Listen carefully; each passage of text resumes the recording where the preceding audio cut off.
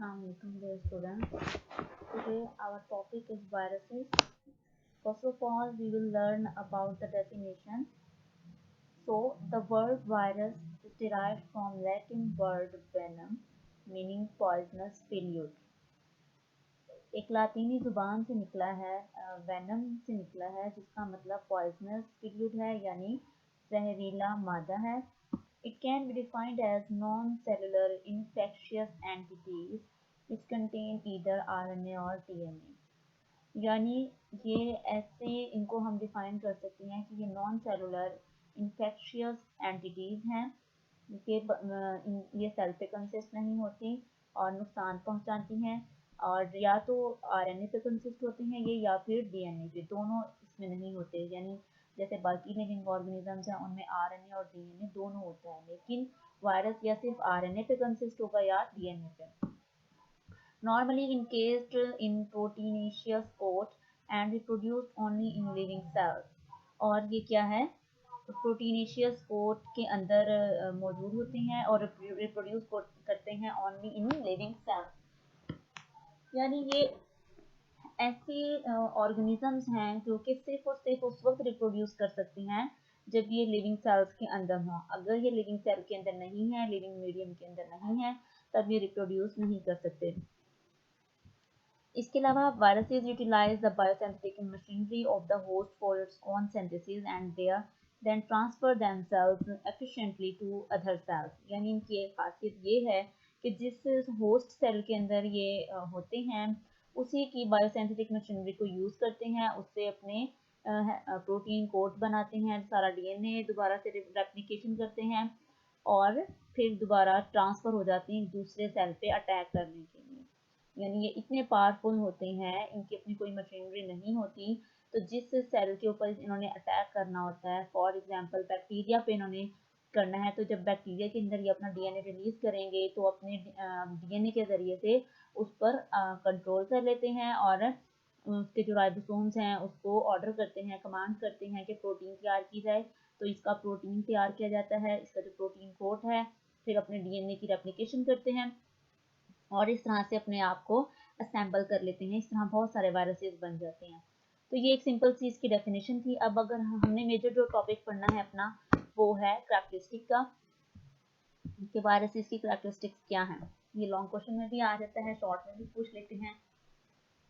तो इनकी पहली प्रॉपर्टीज क्या है, viruses are extremely small infectious agents. सबसे पहली बात यह है कि बहुत ही छोटे इन्फेक्शियस एजेंट्स हैं ये, और जिनको हम सिर्फ इलेक्ट्रॉन माइक्रोस्कोप के अंदर ही देख सकते हैं.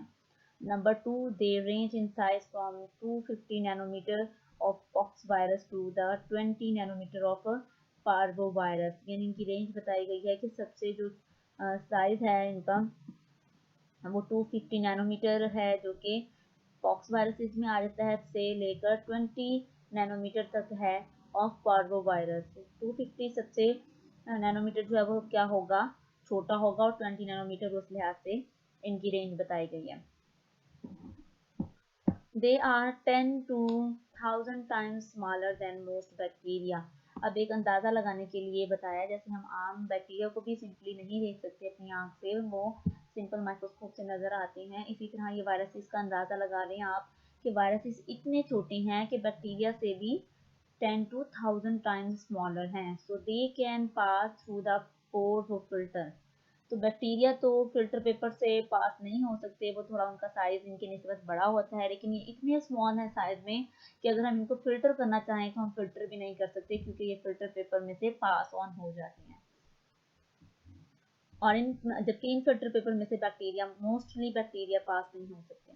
Viruses can not be grown on artificial media. एक और प्रॉपर्टी इनकी ये है कि जो वायरसेस हैं ये आर्टिफिशियल मीडियम के अंदर ग्रो नहीं कर सकते, ये सिर्फ लिविंग मीडियम के अंदर ही ग्रो करते हैं.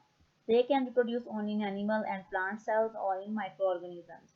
माइक्रो ऑर्गेनिज्म से मुराद बैक्टीरिया है या फंजाई है, इन पे ग्रो कर सकते हैं इनके अंदर, या फिर एनिमल्स और प्लांट्स के अंदर. Where they reproduce by replication by which many copies or replicas of viruses are formed. Thus the viruses are obligate intercellular parasites. एक और इनकी अहम प्रॉपर्टी ये है कि वायरसेस क्या हैं, obligate इंट्रासेलुलर पैरासाइट। सबसे पहले यहाँ पे हमें ऑब्लिगेट को समझना है। ऑब्लिगेशन हम लफ्जी मतलब अगर लें तो वो फरीजे को कहते हैं या किसी की आदत को कहते हैं। तो यहाँ पर मुराद इससे ये है कि ये ऐसे पैरासाइट हैं जो कि इंट्रासेलुलरली रहते हैं, यानी अगर इनको हम आउट ऑफ द सेल रखना चाहें तो ये आउट ऑफ द सेल जिंदा नहीं रह सकते। आउट ऑफ द सेल ये क्या रहते हैं, इनएक्टिव रहते हैं। और जब इनको सेल में या किसी होस्ट में छोड़ा जाता है या ये किसी होस्ट में जब चले जाते हैं, ट्रांसफर हो जाती हैं, तब ये लाइव हो जाते हैं और रिप्रोड्यूस करना शुरू कर देते हैं।